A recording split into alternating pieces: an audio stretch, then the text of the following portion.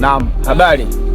Naomba leo tuje kukupa somo au kukuelewesha namna ya ukunjaji wa bomba, hasa tukiwa eneo la slabu kubwa kama hii. Nataka nikupe elimu au nikueleweshe namna au aina ya mikunjo. Kwa hiyo leo naomba tujifunze kufahamu mkunjo mmoja unaitwa offset. Offset kwenye zege au offset kwenye slabu ni mkunjo wa aina gani au ni mkunjo upi? Kwa hiyo kaa na sisi tuongozane moja kwa moja kukupa taarifa au kukuelezea namna ya mkunjo wa offset unapofanya kazi au unapotumika na kuilinda bomba na kutokuleta madhara. Kwa hiyo karibu twende pamoja. Naam, namtafuta fundi ili aweze kutuonyesha namna inavyokunjwa offset pamoja na kuweza kuiweka kwenye pointi husika hiyo offset yetu, ili tujue faida na hasara inapotokea kwamba offset umeikunja vibaya au haujatumia huo mkunjo wa offset kwenye hiyo pointi husika. Naam, fundi karibu, naomba tukunjie bomba yetu hapo vizuri tuweze kuona na kila mtu apate kuelewa na kufahamu zaidi. Haya, huu ni mkunjo wa offset, ni namna unavyokunjwa.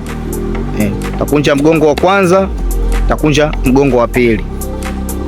Haya, namna ya ukunjaji. Kwa nini fundi ameanza kukunja upande huu? Upande huu ni mgongo wa kwanza na huu mgongo wa pili, ili apate level nzuri ya namna ya kuweka kwenye pointi yake. Naomba nikuonyeshe, twende kwenye hatua kukuonyesha namna ya uwekaji wa hiyo offset.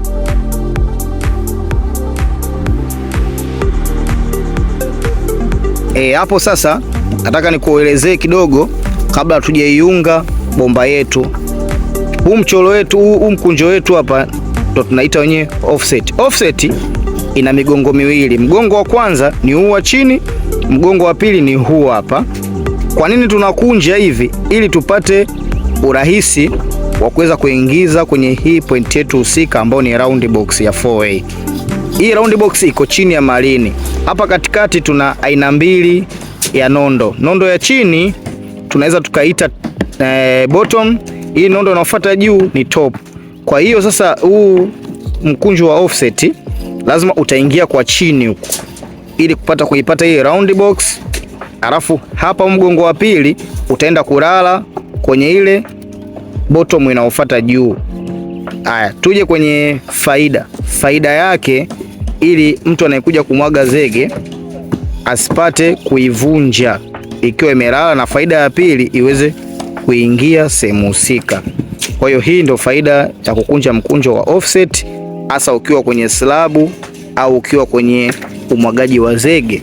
Kwa hiyo faida ya kwanza ni kulinda bomba isiathirike na madhara ya umwagaji wa zege, au yule anayefanya kazi ya kumwaga zege asije akakanyaga akaiumiza, kwa sababu hawezi kuiweka moja kwa moja.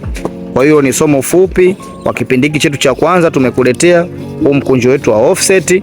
Tutakuja tena kipindi cha pili tukuelezee faida zaidi na hasara zake. Karibu sana, tuwe pamoja kwenye hatua inayofuata.